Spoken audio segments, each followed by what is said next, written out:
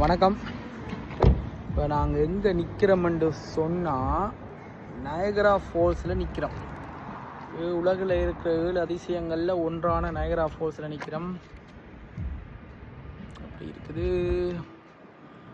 Okay, என்னன்னு சொல்லி சொன்னால் இந்த 2 நாளில் எங்களோட ட்ரம்ப் பிரசிடென்ட் வந்து ட்ரேட் வார் தொடங்கின இந்த 2 நாளில் இப்போ லாஸ்ட் 2 டேஸில் வந்து கிட்டத்தட்ட $2.4 trillion வந்து ஸ்டாக் மார்க்கெட்லேருந்து நாங்கள் லூஸ் பண்ணியிருக்கிறோம். அதுதான் நடந்திருக்குது. எல்லா எக்ஸ்பர்ட்ஸும் சொல்கிறாங்க வந்து நாட்கள் போக போக போக நாங்கள் ரிசெஷனை நோக்கி, நாங்கள் பொருளாதார சரிவை நோக்கி நாங்கள் போய்கொண்டிருக்கிறோம்னு சொல்கிறாங்க. இப்போ ட்ரம்ப் வந்து எல்லா கம்பெனிஸையும் வந்து யூஎஸுக்கு கொண்டு வர்றதுக்கு, ஐஃபோன்லேருந்து எல்லா மைக்கேஸையும் யூஎஸுக்கு கொண்டு வர்றதுக்கு ட்ரை பண்ணி கொண்டிருக்கார்.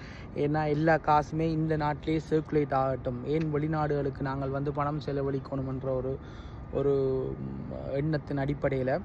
ஆனால் வந்து அது எந்த அளவுக்கு வந்து நன்மை பகைக்கு மட்டும் தெரியாது. ஏன்னா இப்போ நாங்கள் வெளிநாட்டில் வந்து ஒரு கம்பெனி வந்து ஒரு ஃபேக்ட்ரியை வச்சுருக்குன்னு சொல்லி சொன்னாலே அதோட லேபர், சீப் லேபருக்கும் சீப் பார்ட்ஸுக்காக தான் அது வேறு ஒரு நாட்டில் அந்த கம்பெனி வந்து அந்த ஃபேக்ட்ரியை நடத்துது. ஸோ அதனால் அது இங்கே கொண்டு வந்தால் கிட்டத்தட்ட $1000 போகிற ஐஃபோன் எல்லாம் வந்து $2000, $3000, $4000 கிட்ட போகக்கூடிய வாய்ப்புகள் இருக்குன்னு கொஞ்சம் பேர் கதைக்கிறாங்க. ஸோ இந்த வீடியோவை பார்க்குற உங்களுக்கு வேறு ஏதாவது ஒரு விஷயம் தெரிஞ்சிருந்தாலோ, இதை பற்றியான விஷயங்களை வந்து நீங்கள் பகிர்ந்து கொள்ளணும்ன்றாலோ கமெண்ட் பாக்ஸ் இருக்குது, அதில் நீங்கள் பகிர்ந்து கொள்ளலாம்.